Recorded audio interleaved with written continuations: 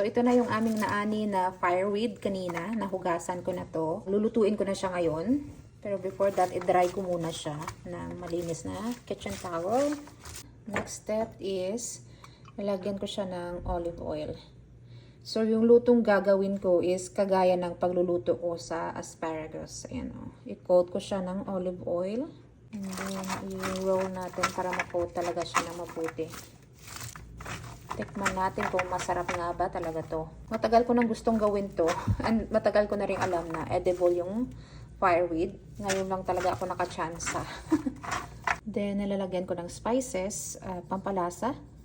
Ito, asin, garlic powder, onion powder, black pepper, at saka paprika.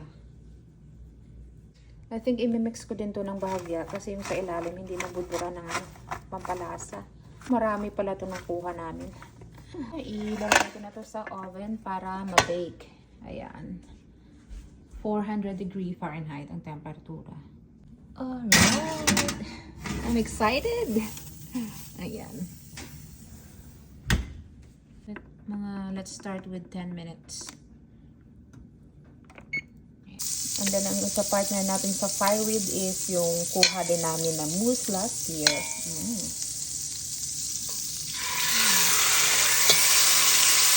Mousse steak.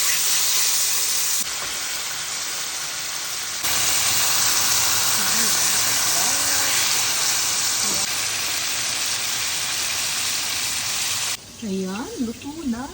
Oops, grabe nagsistim. Yan. Oh, look at that. Parang asparagus talaga. Tapos may dalawang niluluto pa ako.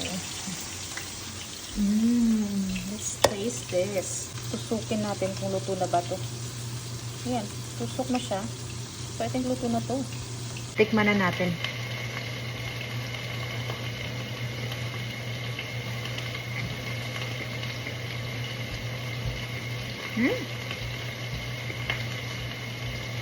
Parang asparagus nga yung texture niya. Pero hindi siya kasing lasa ng asparagus. Mas bet ko pa rin yung asparagus. Pero masarap din siya. Depende siguro sa spice na ina-add niya.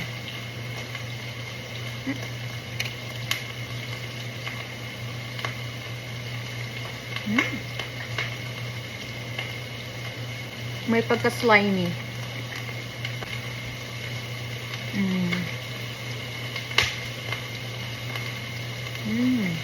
Kung mahilig ka sa gulay, panalo. Nagluluto din ako ng talong. Pangbaon bukas.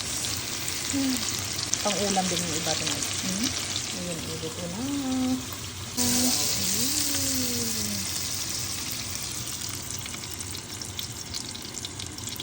Alright, let's eat.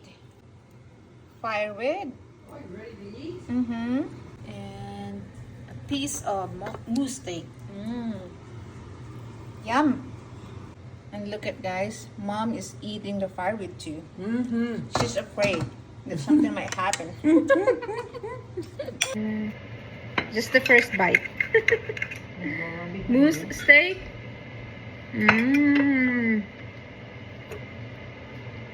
Yan, napakahabang asparagus. Ano, asparagus? Why do you keep calling it asparagus? Fireweed. Fireweed. I feel like I'm a moose.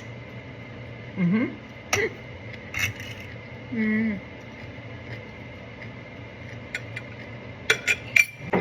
then, talong. Late na yung dinner ko. Busy kaka-garden.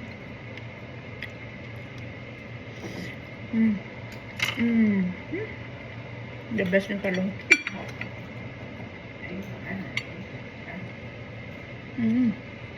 Ang sarap. Ang gulo na itsura ko. More fireweed.